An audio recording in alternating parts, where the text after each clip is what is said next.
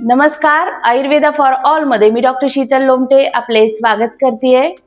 वातदोष कशामुळे वाढतो, त्याची काय कारणे आहेत, वातदोष वाढल्यामुळे आपल्या शरीरामध्ये कोणती लक्षणे निर्माण होतात आणि वातदोष वाढल्याने दुखण्या व्यतिरिक्त म्हणजे वेदना ज्या होतात त्या व्यतिरिक्त इतर कोणते आजार होतात याविषयी आपण पूर्वीच्या व्हिडिओमध्ये सविस्तर बघितलेले आहे।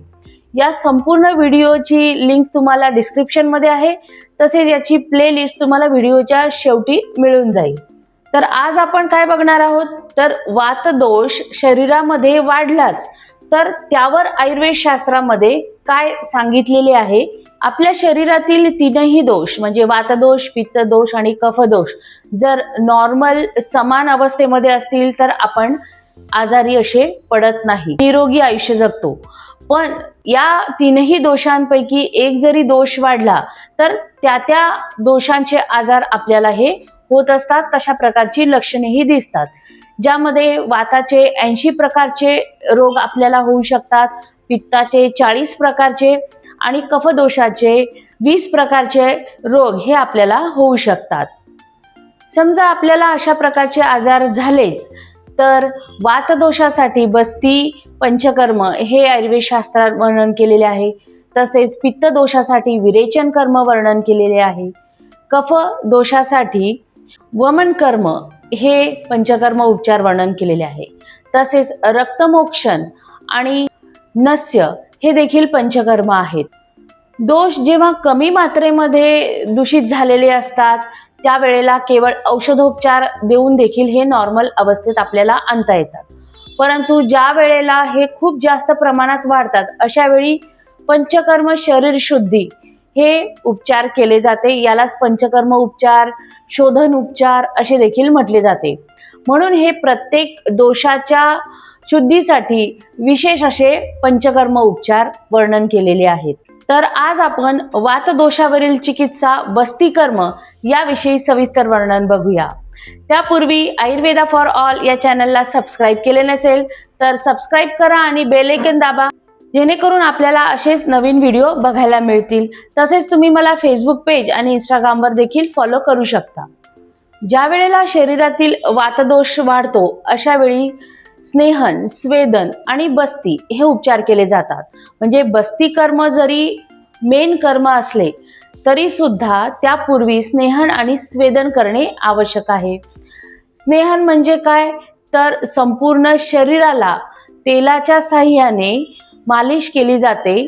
तसेच काही औषधी किंवा काही सिद्ध केलेले तेल हे अंतर्गत देखील रुग्णाला देण्याची गरज पडू शकते, याला स्नेहन किंवा स्नेहपान असे म्हटले जाते। त्यानंतर केले जाते स्वेदन। स्वेदन म्हणजे काय, तर संपूर्ण शरीराला काढ्याच्या साह्याने म्हणजे औषधीयुक्त जे काढे असतात त्याच्या साह्याने वाफ ही दिली जाते, ज्यामुळे शरीरातील वातदोष निघून जाण्यास मदत होते। त्यावेळेला शरीरातील पित्तदोष आणि कफदोष वाढतो अशा वेळी देखील बस्ती हे कर्म केले जाते, कारण वातदोषाच्या साह्यानेच शरीरातील इतर 2 दोष देखील कार्य हे करत असतात। म्हणजे पित्तदोष आणि कफदोष यांचे कार्य सुरळीतपणे चालण्यासाठी वातदोष हा मदत करत असतो। जर पित्तदोष आणि कफदोष यांच्या कार्यामध्ये अडथळा निर्माण होऊन जर याचे आजार निर्माण झाले असेल अशा वेळी वातदोषावरील चिकित्सा बस्ती चिकित्सा जरी केली तरी सुद्धा पित्तदोष आणि कफदोष यांचे कार्य हे सुरळीत चालते। तीनही दोषांचे कार्य योग्यरित्या चालण्यासाठी बस्ती हे पंचकर्म अतिशय उपयुक्त असे ठरते। आपल्याला कुठल्याही प्रकारचा आजार नसला म्हणजे वातदोषही नॉर्मल आहे, पित्त आणि कफदोष देखील नॉर्मल असेल तरी देखील आपण बस्ती उपक्रम जर नियमितपणे आपण केले तर आपली प्रकृती ही निरोगी अशी राहते, आपण कोणत्याही आजाराला बळी असे पडत नाही आणि शरीरातील तीनही दोष हे नॉर्मल अवस्थेमध्ये राहतात। बस्ती हे पंचकर्म कसे करतात, तर औषधीयुक्त काढे, औषधीयुक्त दूध किंवा औषधीयुक्त तेल हे गुदमार्गाने शरीराच्या आत प्रविष्ट असे केले जातात, याला बस्ती असे म्हटले आहे। बस्ती करण्यापूर्वी स्नेहन आणि स्वेदन करणे आवश्यक आहे, जे मी पूर्वी वर्णन केलेले आहे. बस्ती पंचकर्म करण्यासाठी आपल्या डेली रुटीन मध्ये काहीही बदल न करता आपण आपले काम करत असताना देखील हे पंचकर्म करू शकतो. कुठल्याही प्रकारची सुट्टी घेण्याची गरज हे कर्म करताना पडत नाही. बस्ती हे कर्म कधीही आयुर्वेदिक डॉक्टरांच्या अंडर ऑब्झर्वेशन मध्येच हे केले जाते. कारण रुग्णाचे वय, प्रकृती, आजाराचे स्वरूप, आजार किती जुना आहे यावरून त्यांना कोणत्या प्रकारचा बस्ती द्यायचा आहे किंवा कोणत्या प्रकारचे औषध द्यायचे आणि तो बस्ती किती दिवस द्यायचा आहे हे ठरवले जाते आणि त्यावरून पुढील सर्व गोष्टी ह्या ठरवल्या जातात. बस्ती कर्म हे वजन वाढण्यासाठी, वजन कमी करण्यासाठी, शरीरातील वातदोष कमी करण्यासाठी, तसेच पित्तदोष आणि कफदोष यांचे कार्य सुरळीत राहण्यासाठी, शरीर निरोगी ठेवण्यासाठी, शरीरातील उष्णता कमी करण्यासाठी, तसेच शरीरातील अशक्तपणा, थकवा कमी करण्यासाठी घेतले जाते. ह्यापैकी आपल्याला कोणत्या प्रकारचा बस्ती घ्यायचा आहे हे रुग्णाच्या प्रकृतीवरून आयुर्वेदिक डॉक्टर ठरवतात आणि त्यावरून त्याचे प्लॅनिंग हे केले जाते. बस्ती हे विविध प्रकारचे काढे, विविध प्रकारचे औषधीयुक्त सिद्ध केलेले दूध, तसेच औषधीयुक्त सिद्ध केलेले तेल याद्वारे केले जाते. तसेच 7 दिवस, 14 दिवस, 21 दिवस अशा प्रकारे हे बस्तीचे दिवस हे ठरवले जातात. दीर्घ आजार असेल तर बस्ती हा जास्त दिवस घेण्याची आवश्यकता आहे. वमन आणि विरेचनामध्ये बरेच पथ्य पाळावयास लागतात. तसेच आहाराचा चार्ट, विशिष्ट प्रकारचा चार्ट हा व्यक्तीला दिला जातो. त्याच प्रकारे आहाराचे सेवन हे करावे लागते. परंतु बस्ती पंचकर्म करताना फार असे पथ्य पाळावे लागत नाही. केवळ पचायला हलका असा आहार बस्ती सुरू असताना घ्यावा लागतो. जेवढ्या दिवसाचा आपल्याला बस्ती घ्यायचा आहे तेवढे दिवस कोमट पाण्याचे सेवन हे करावे लागते. व्यक्तीला कुठल्याही प्रकारचा जर आजार नसेल, फक्त शरीरशुद्धीच्या दृष्टीने जर आपल्याला बस्ती हे कर्म करायचे असेल तर यासाठी पावसाळा अतिशय उत्तम असा ठरतो. पण जर व्यक्तीला आजार असेल तर कोणत्याही ऋतूमध्ये बस्ती हे पंचकर्म करू शकतो. बस्ती हे कर्म कोणत्या कोणत्या आजारामध्ये केले जाते. शरीरामध्ये कुठल्याही प्रकारचा आजार नसेल तरी सुद्धा शरीर निरोगी ठेवण्यासाठी बस्ती हे पंचकर्म केले जाते. यामुळे तीनही दोष हे बॅलन्स ठेवले जातात. त्यामुळे आपण आजारांना सहजासहजी बळी असे पडत नाही.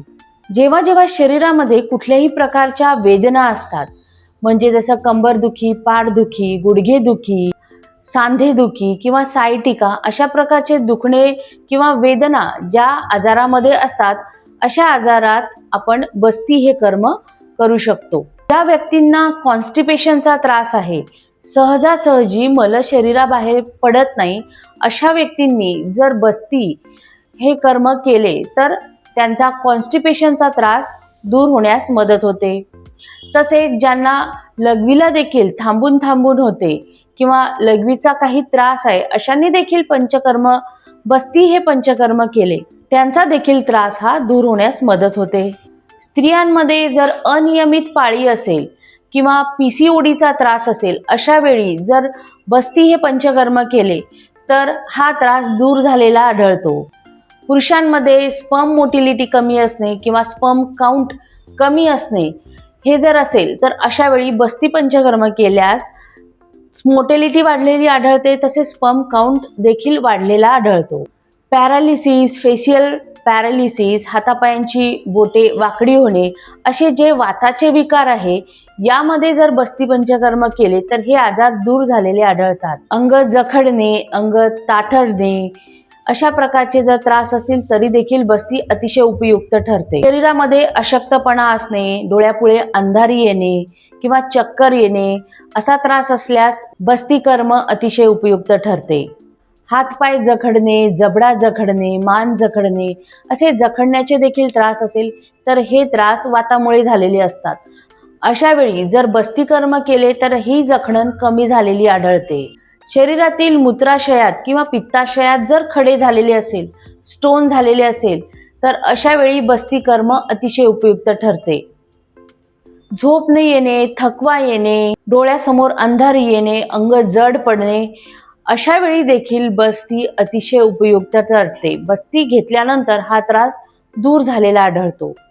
हातापायांना मुंग्या येणे, अंगावर काटे येणे, हातापायांना कंप सुटणे किंवा हात पाय कोरडे पडणे, हा जर त्रास असेल तरी देखील बस्ती कर्म केल्याने हे त्रास दूर झालेले आढळतात.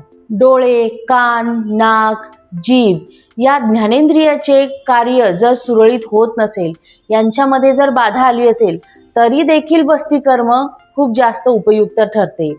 जर तोंडाला जर तुरट चव येत असेल तर ही वातदोष वाढल्याची लक्षणे आहे.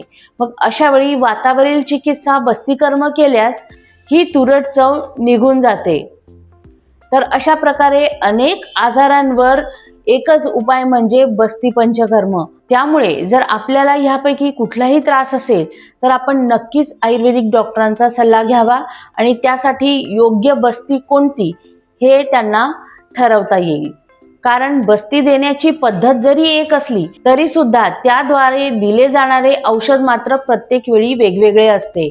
म्हणजे जसे इंजेक्शन देण्याची पद्धत एकच असली तरी सुद्धा आतमधले औषध हे वेगवेगळे असते, त्याचप्रमाणे बस्तीमधील औषध हे वेगवेगळे असते. ते आजारावरून आणि व्यक्तीच्या प्रकृतीवरून हे ठरवले जाते. त्यामुळे अशा प्रकारे अनेक आजारांवर अतिशय उपयुक्त ठरेल असे बस्ती पंचकर्म आहे. तर आपल्याला आजचा व्हिडिओ कसा वाटला मला कमेंटमध्ये लिहून नक्की पाठवा. आपले काही प्रश्न असतील ते देखील तुम्ही मला कमेंटमध्ये लिहून पाठवू शकता. व्हिडिओ आवडल्यास लाईक करा, शेअर करा आणि सबस्क्राईब करा. आणि आपल्याला ऑनलाईन कन्सल्टेशन करायची असल्यास खाली दिलेल्या व्हॉट्सअप नंबरवर आपले नाव, वय, आजार लिहून पाठवा. आपल्याला कन्सल्टेशनसाठी वेळ नक्कीच दिली जाईल. धन्यवाद.